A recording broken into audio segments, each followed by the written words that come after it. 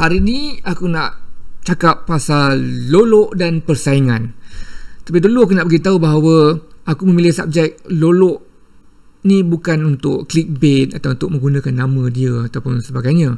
Tetapi hakikatnya sebagai seorang penulis lirik, sebagai seorang yang bergiat dalam industri muzik dan memperkatakan mengenai penulisan lirik, tidak boleh tidak lolok adalah nama yang pasti akan disebut. Begitu juga dengan nama Hafsah Hassan, S. Amin Sahab, Bok Lokman dan beberapa nama lain lagi lah. Aku rasa aku adalah antara golongan lapisan terakhir para penulis lirik yang menulis lirik sepenuh masa, para penulis lirik yang prolific. Nama-nama yang aku sebut tadi macam S. Amin Sahab, Hafsah Hassan, Lolok dan sebagainya adalah nama-nama yang aktif apabila aku mula-mula terbabit dalam industri muzik 20 tahun yang sudah. Dan ada juga nama-nama lain yang aku tak sebut sebab apa? Kerana mereka tidak mempunyai lambakan hasil kerja. Mereka tidak menulis lirik lebih daripada 50, malah kurang daripada 100.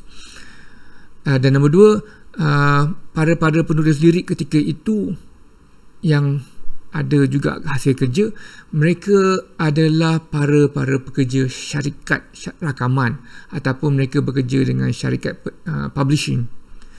Jadi mereka mendapatkan lagu-lagu, mereka menulis lirik bukan disebabkan oleh bakat mereka, tetapi kerana mereka ada kedudukan dan peluang untuk menulis lirik kerana mereka bekerja di syarikat tu. Jadi apabila mereka keluar daripada syarikat tu, dah tak ada siapa lagi panggil mereka bekerja. Dan ramai juga para DJ pada ketika tu yang tulis lirik, tetapi mereka menulis lirik bukan kerana keunikan mereka ataupun kehebatan penulisan mereka, tetapi kerana mereka DJ. Jadi syarikat rakaman ataupun produser menggunakan khidmat mereka agar lagu mereka dimainkan di radio. Jadi para penulis lirik yang genuine, yang asli, yang berdasarkan kepada keupayaan mereka dan bekerja, yang membuat kerja lirik sepenuh masa, tak ramai. Aku adalah saki-baki daripada generasi itu. Dan macam aku cakap tadi lah, apabila aku mula-mula menulis lirik tu pada tahun 2000 dulu, orang yang masih aktif, yang sangat aktif adalah Lolok. Aku ingat lagi mula-mula aku bertemu dengan Lolok iaitu di Menora Studio, Menora Records, Menora Music yang milik Johan Aziz pada masa tu. Jadi di tempat Johan Aziz tu lah aku pertama kali berjumpa Lolok. Bila Lolok sampai, Lolok cakap, Selamat tu kau lah ya. Itulah mula-mula sekali perbualan antara aku dengan Lolok. Selamat tu engkau lah ya. Maknanya Lolok telah Lolok ni dia seorang pengkaji gitu. Jadi apabila sebelum bertemu aku lagi, dia telah mengkaji hasil kerja aku. Jadi untuk bercakap pasal Lolok, ramai lagi yang lebih rapat dengan Lolok berbanding aku lah. Contohnya M. Nasir, beberapa orang lagi, kumpulan Spider yang lebih rapat dengan Lolok, yang boleh menceritakan pasal Lolok lebih baik daripada aku. Apa yang aku akan ceritakan ni adalah bagaimana ialah seseorang yang menjalinkan perhubungan persaingan. Kerana kami kedua-dua adalah penulis lirik. Jadi kami berdua saling bersaing di antara satu sama lain untuk menghasilkan tulisan lirik yang lebih menarik, yang lebih baik lah. Jadi persaingan antara aku dengan Lolok itu sangat membantu kami. Apabila cakap pasal seorang pesaing ni sebenarnya bukanlah hanya berseteru, tapi pesaing ni sebenarnya hakikatnya adalah mereka adalah rakan kongsi. Macam aku dengan Lolok, kerana kami bersaing, kami adalah rakan kongsi intelek. Kami berlawan untuk saling meningkatkan intelek kami. Dia umpama Batman dengan Joker. Tanpa Joker, Batman tak akan jadi hebat. Begitu juga tanpa Batman, Joker tidak akan jadi villain yang paling hebat. Jadi mereka ni saling memerlukan satu sama lain untuk menjadi lebih hebat. Begitu juga dengan satu ketika dulu UMNO dengan PAS. Tanpa PAS, UMNO takkan hebat. Tanpa UMNO pun PAS pun takkan hebat. Mereka saling memerlukan satu sama lain. Jadi apabila PAS dengan UMNO mereka berbual, mereka saling memahami. Persahabatan aku dengan Lolok bermula apabila Lolok berlakon dalam telemovie lirik skrip penulisan aku, iaitu Syair Si Pari-Pari. Syair Si Pari-Pari dilakukan penggambarannya di Langkawi. Hanya aku dan Lolok bersama travel daripada Kuala Lumpur ke Langkawi. Trip kami bermula dari jam 10 malam dan sampai ke Jeti Kuah lebih kurang jam 6 pagi, 7 pagi macam tu. Dan sepanjang perjalanan kami tu, kami tak rehat, kami tak tidur, kami berbual je. Kami berbual mengenai pelbagai perkara daripada lirik kepada literature, kepada soal-soal agama, kepada soal-soal kehidupan dan pelbagai-bagai perkara yang kami berbualkan lah. Dan apabila kami sampai ke hotel kami di Langkawi, kami masih berbual lagi. Lolok sepatutnya ada bilik hotel dia yang tersendiri. Saya menginap bersama dengan Alun Kamarudin, tapi Lolok cakap aku nak sebilik, dia nak sebilik dengan aku lah. Maka dia pun sebilik dengan kami bertiga. Kesian Alun Kamarudin tak dapat tidur kerana kami dua asyik berbual. So itulah dia antara pengenalan aku dengan Lolok. Ramai orang merasakan yang bahawa mereka sangat rapat dengan Lolok, kerana itulah kebolehan Lolok. Lolok membuat orang merasa seperti dia rapat dengan orang, orang boleh rapat dengan dia. Itu dia punya antara keistimewaan dia. Di penghujung hayat Lolok, lagu-lagu ciptaan kami saling bersaing dalam AJL. Aku ingat lagi Lolok criticize lirik lagu aku, Tak Tercapai Akalmu. Lolok mengatakan bahawa lirik aku tu bagus tapi tak ada jiwa. Banyak kali dalam perbualan kami yang Lolok memperkatakan lirik aku ialah lirik yang tak ada jiwa. Mungkin ada kebenaran juga dengan apa yang Lolok cakap kan tu. Lolok ada 5 kekuatan utama. Nombor 1, disiplin. Lolok adalah seorang yang punya disiplin yang tinggi. Kalau berjanji dengan Lolok, dia menepati waktu. Janji pukul 11 dia akan ada sana.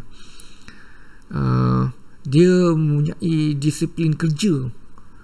Dia boleh duduk dan siapkan kerja dia. Perkara-perkara ni memerlukan disiplin yang tinggi ya. Sebenarnya ramai orang ingat kami para penulis lirik, pencipta lagu ni kurang disiplin. Tapi sebenarnya untuk berjaya dalam kerja kami memerlukan disiplin yang tinggi. Untuk menepati waktu, untuk menghabiskan waktu, menghabiskan kerja, dia memerlukan disiplin. So disiplin di kalangan mak rock kutu-kutu ni ialah satu perkara yang deceptif. Orang tak perasan disiplin yang tinggi yang perlu ada untuk mereka berjaya dalam bidang muzik ni. Kedua, Lolok sangat kuat bekerja. Dia akan membuat kerja dari studio ke studio. Dalam satu hari kadang dia boleh habiskan 2 hingga 3 lirik dalam satu hari. Dari studio ni ke studio sana. Dan di samping membuat lirik tu, dia juga jual ubat kuat dia kan. So dia sangat aktif, dia sangat rajin bekerja. Kalau dia lepak pun di kedai-kedai mamak contohnya, sebenarnya nampak macam lepak, tetapi ia adalah pertemuan untuk merangsang pemikiran. Perbualan-perbualan yang kita lakukan di kedai-kedai makan tu adalah sebenarnya perbincangan untuk merangsang otak. Jadi apabila kami menulis, kami ada banyak bahan untuk menulis. Itu satu perkara yang orang tak faham. Orang kreatif ni lepak macam mana? Janganlah difikirkan orang kreatif lepak buang masa. Orang-orang kreatif ni dia lepak untuk menjana, untuk merangsang ideas. Ketiga, Lolok adalah seorang yang sangat-sangat kreatif. Aku pernah buat 2 kerja dengan Lolok. Satu ialah untuk menghasilkan sajak untuk filem syair Sipari-Pari. Kedua adalah untuk menghasilkan satu lirik untuk kumpulan Flop Poppy yang bertajuk Sepertiku Sepertimu. Jadi dalam bekerjasama tu, aku dapati Lolok ni seorang yang sangat-sangat kreatif. Dia punya pemikiran yang sangat cepat untuk menghasilkan ideas. Dia sangat cepat untuk mendapatkan perkataan. Kreativiti dia sangat tinggi. Keempat, Lolok mempunyai pemahaman yang tinggi mengenai seni. Dia faham seni lah. Dia faham kenapa sesuatu itu bernilai dan kenapa sesuatu itu tidak bernilai. Dan kelima, Lolok adalah seorang yang mempunyai keyakinan diri yang sangat tinggi. Lolok ni apabila dia nak jumpa menteri, dia jumpa menteri je. Dia boleh jumpa menteri dengan pakai jeans koyak, dia boleh pergi jumpa menteri dengan t-shirt, dia jumpa menteri dengan anting-anting dia. Dia selamba je. Kerana keyakinan diri tu membuat dia boleh buat apa aja. Dia percaya bahawa pemikiran dia adalah lebih tinggi daripada visual dia tu, penampakan dia tu, keterampilan dia tu. Dia sangat confident dengan pemikiran dia sampai keterampilan dia pun dah menjadi perkara yang secondary.